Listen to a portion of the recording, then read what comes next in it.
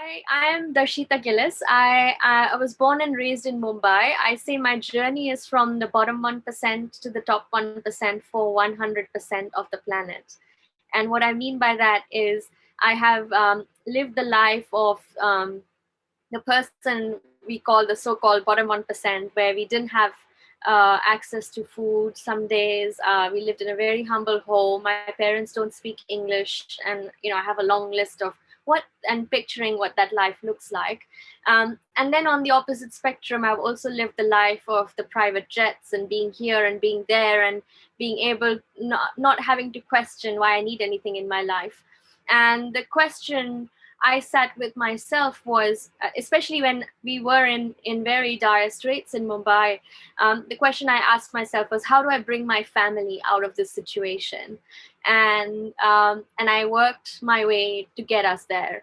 The question I ask myself now is, what if the whole world is my family? And what if the challenges we face are something that we all need to collectively solve? And what can I do as a human being to enable us to solve these big challenges like climate change and inequalities and so on and so forth? So I think I would say my pursuit is really to look at the world as a whole ecosystem, and to invest and build solutions that really address our global issues and challenges. So let's zoom up 36,000 feet. And I love the idea you've said for us, Richard, which is inclusiveness and ethics. And if I just focus on that from a global perspective, what we're seeing in terms of governance is that we have global challenges like climate change, or if you say financial inequalities, or biodiversity loss. And yet we are governed as nation states. So China produces for the whole world, and yet China gets penalized as a country for its carbon emissions. So these are the kind of challenges that we really need to get to the crux of, if we really want to have some systemic solutions and we want to move the world towards a future that we want to see happen. The next thing I want to highlight, again, as a global challenge, but something for us all to reflect on, is that we have these stakeholder, shareholder systems that don't necessarily speak to each other. And what we really need is purpose-aligned systems where we bring stewardship back to the core of our operating paradigm. And that makes us inclusive, and that makes us make decisions that benefit all stakeholders rather than a few stakeholders just because they have a say in how we direct our actions. So, and then zooming back down, I would say, what can we do? We have big challenges and it can be daunting.